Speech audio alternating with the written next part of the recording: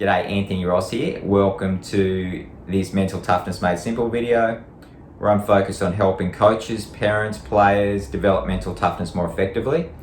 And in this video, I am going to focus on trying to understand and look at how we can help in cases of explosive anger, but in particularly interpersonal anger, where players get angry at the people around them. It's motivated by watching Nick Kyrgios last night. So as Nick neared the finish line in the third set, and as the pressure built, he started employing this interpersonal anger, getting angry at the people in his box and so forth. It's a really common one that we see on tour. Big cases of it, I think back to like Andy Murray is a guy that did a lot of it, and Leighton Hewitt back in the day was something that was a big habit of Leighton's.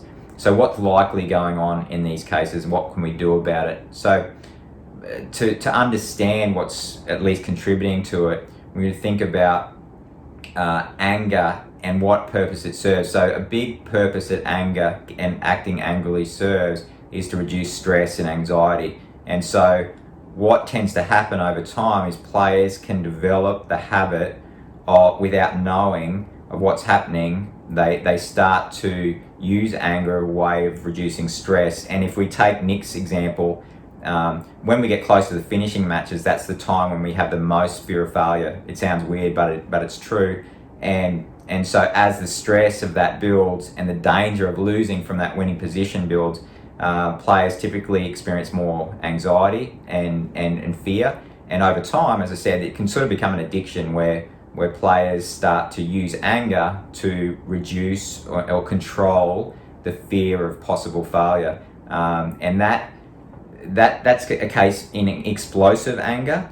But with this case of interpersonal anger, the interesting thing here is when we get angry at other people, this interpersonal social aspect of the anger, it's a bigger stress reducer. And so it's why that players will tend to develop this addiction, is that it reduces fear and anxiety even more strongly than normal anger. So just throwing your racket won't reduce stress as much as if you're getting angry at someone else, because it has such an endorphin releasing effect in our body. So I would be shocked if this habit of Nick's is not going on for this reason. So if we think about what can we do to help players, there's really a 4-step approach to improving in these cases. And the first one is understanding. Players need to understand that this is what's happening, and they need to be open to the idea of that. So it's no good, and a common mistake of coaches is we just see it as anger and tell the player to stop being angry, and it's just hopeless. They need to understand that this is the process. I'm getting angry to reduce the fear of failure and to reduce my anxiety, basically. The second step is awareness. It's to notice and be able to be aware of when I'm starting in this process. A player needs to start to be able to have awareness that this is what's going on and this is what's happening. And without the expectation they'll be able to change behavior. This changing the behavior is usually a slow slog. And so even if a player comes off and says, you know what, I felt myself starting to get angry, act angry, even have awareness that they might have started to feel nervous and more fearful towards the end of a match, for example, then that's a great step forward. And the encouraging thing with Nick, in looking at his his press conference, he actually showed the most self-awareness that I've ever seen him in an interview, taking responsibility, and so forth. So hopefully he is on this path of moving towards having more control over his reactions. The third step is actual acceptance, is to start to actually have a choice and gain the ability to allow that stress and the anxiety to be there without having to act angrily to reduce it. That then starts leading the player towards being able to have a choice in how they respond. And I'd even say with Nick last night, the fact that he was able to come back in the fourth set, keep competing effectively, and stop the process of interpersonal anger is a really positive step for him, and a positive indication that hopefully he's improving.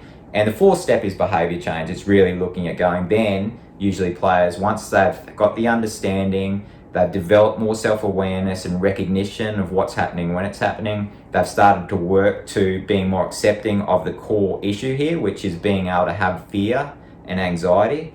And then finally, we'll usually see players start to behave better. So I hope this makes sense. I hope it helps your understanding, and my encouragement to any coaches particularly is to understand this process is not something that players typically change quickly. It's something that takes this process. You really go step by step, these 4 steps. And then if you do it, players will typically improve it over time. So I hope you take that, keep it in mind with players you're working with, and have a great day.